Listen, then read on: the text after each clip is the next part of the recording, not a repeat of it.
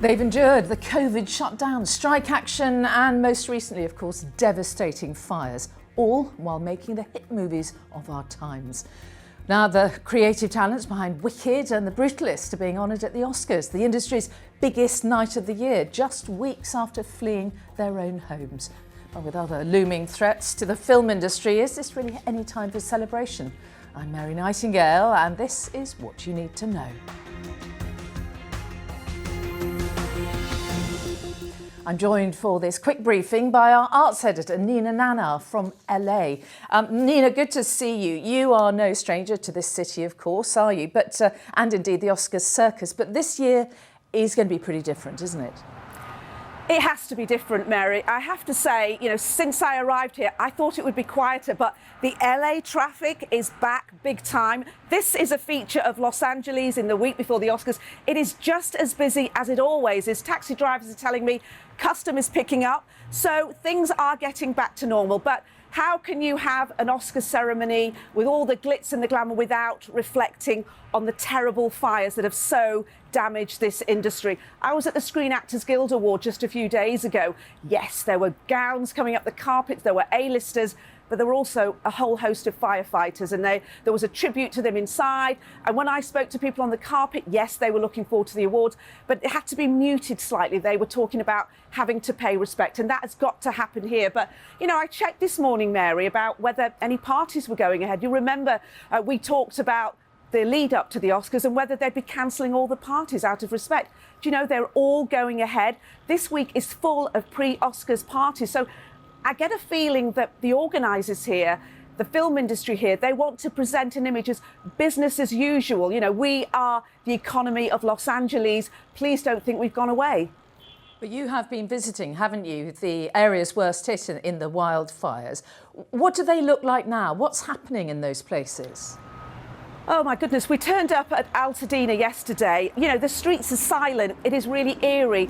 The level of destruction is absolutely incredible. And remember, Altadena is where most of the film, under-the-line workers, the technical crew, the camera operators, the editors, the sound technicians, that's where they can afford to live. Their homes have gone. And you can see why the worry is that this is really going to impact, LA's bread and butter. Nina, I know you've been speaking to Myron Kirstein, who's a resident of Altadena, isn't he? And a very respected film editor, Oscar nominated for his work on Wicked this year. Tell us what he said. Yeah, he's an incredible man. It took us a bit of time to persuade him to talk to us. He's really sensitive. He's still slightly vulnerable because he's been through such a lot. Yes, you're right. He is the editor for Wicked. He's such a renowned film editor. He's worked on so many musicals. He's been in the industry for so long. He was born in Altadena. His house was one of just a few that was left standing. He did go back a couple of days later. He filmed the images of what was left of the neighbourhood. He's moved to another part of town now. He's got a really good chance of picking up the best editing Oscars. But, we had a chat and he talked to me about, just how strange it is that we're in awards season. We're talking about the Oscars and people like him have been through so much. It's been very surreal to be going through this because you keep thinking, does any of this matter? And the truth is, film has been a real like I said before, like a sanctuary, a place for me to escape and to heal my heart. This is going to be very hard for lots of people in the film industry who lived in Altadena and are looking for work, let alone a place to live. Yeah, that's why we need to work more here in this country and in Los Angeles to help give back a little bit to these craftsmen who've spent so much of their years building up Hollywood, and they need it. They need it so bad. Well, Nina, Myron Kirstein lives and works in LA, doesn't he? But Wicked was actually filmed in the UK, and another of the nominees, The Brutalist, was made in Hungary. I'm wondering, is it even accurate anymore to call LA the centre, the capital of the film industry? Well, as it currently stands, California is still the biggest film and TV production hub in the United States, but you're absolutely right. Loads of places are catching up. Miami, Atlanta, New York, building new studios. And as you mentioned, Hungary has had lots of productions going there. Maria, another film that's up for an Oscar, that was also filmed over there. Let's look at Barbie. Barbie was filmed at the Leavesden Studios in Hertfordshire, and that film generated, it's estimated, something like £80 million for the local economy. 700 people were employed. There is a race on, make no mistake about this, to try and secure as many TV and film productions as possible and get them out of places like LA. It's really expensive in Los Angeles. It's one of the most expensive cities on earth. It has very, very strict workforce and labour rules, which means that labour and workforce is quite expensive here. Other places are just cheaper, and studio bosses that sit in their studios here in Los Angeles and will continue to do so, you know, they're interested in the bottom line. Everything is being squeezed here, and if it's cheaper to make The Brutalist in Hungary, that's probably what they're going to do. It only costs £8 million. I mean, I don't know if you've seen it. It looks like a $100 million movie to me. It is absolutely extraordinary. It's amazing how much cheaper it was for them to make it there. And it's worth noting that the creative industries are a key part of the UK government's plans to reboost the economy. So they're flinging tax incentives at film productions. They're building a whole host of new studios. You know, it is worrying here. Production here was down 35% last year on pre-pandemic levels. The number of shoot days in Los Angeles down to the second lowest since records began.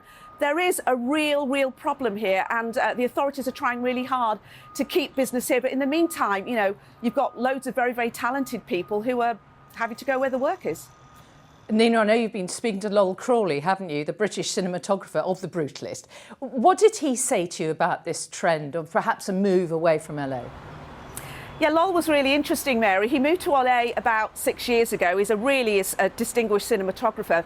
He and his wife had just moved into this gorgeous house in the Hollywood Hills a couple of years ago. They self-evacuated when the fires came. He said to me, there is so much production going on in other countries, even in other states, that filmmakers are being sent to work there. I have wonderful crews here, but unfortunately commercials, for example, that would have shot here now for various reasons are shooting elsewhere. They might be shooting in Mexico or Canada or Prague or and they will fly me, but they won't fly everybody. I'm able to still survive and live in LA without always having to work here.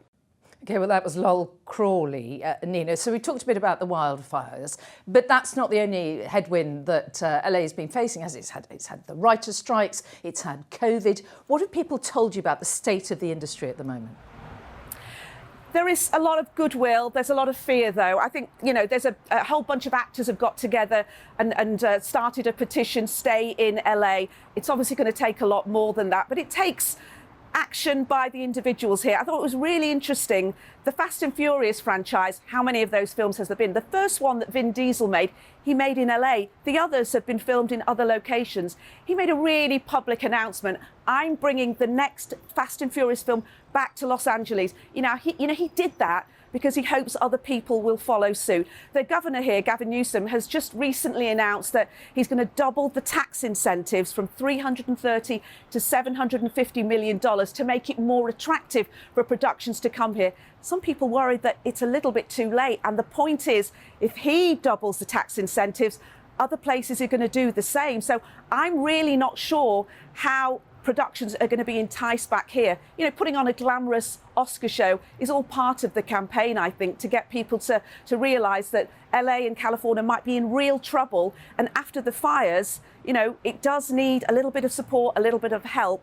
And that means the whole of the industry must come together. But make no mistake, if you're a studio exec and you're making a film and a producer comes to you and says, this is going to cost so much, he's going to look at the bottom line, isn't he? And he's going to say, can you go make it in Mexico? That is the issue. Yeah, it's a business after all, isn't it, for all of the art and the fun. And you mentioned the Oscars. Let's talk a little bit about Sunday. What are the tips? Who are you looking out for? You know, Mary, I've made no mystery of the fact that I absolutely love the film Conclave. From the moment I saw it, I thought it was really special. That one, of course, a British production. It would be amazing if that won. It won at the Screen Actors Guild, the best equivalent of the Best Film Award, and at the BAFTAs. So, you know, it's got a very good chance. Is it a safe bet? No, it definitely isn't, because this is very wide open. It's going to be really interesting. You know, Emilia Perez has the most nominations at 13, but the star of that film, Carla Sofia Gascon, who's up for lead actress, She has been absent through the whole of the awards season after really offensive tweets she made some years ago resurfaced. She was taken off the Netflix promo stuff, and she's not been flown out to walk any red carpets. From what I'm hearing, she's going to be here on Sunday. It's been really controversial here. What kind of reception will she get? And will Emilia Perez emerge successfully? The Brutalist, of course, you know, will it be the Brutalist chance to pick up on all the other awards that it's up for? I have to say, I've been doing this an awful long time, and this is by far, you know, for me, the most open, wide field I think that I can ever remember. I honestly can't call it. I really don't know which film and which actors are going to pick up those main awards. You know, I would have said Demi Moore, but, you know, Mikey Madison from Nannar, it could be her. So it's going to make for a really, really interesting Oscars show. I'm really looking forward to watching it. OK, enjoy it, Nina. Thank you. And you can follow the night on socials, of course, and visit our website at itv.com/news early Monday morning to see who won and who lost out. But that's all for now. Until the next quick briefing, thank you for joining us.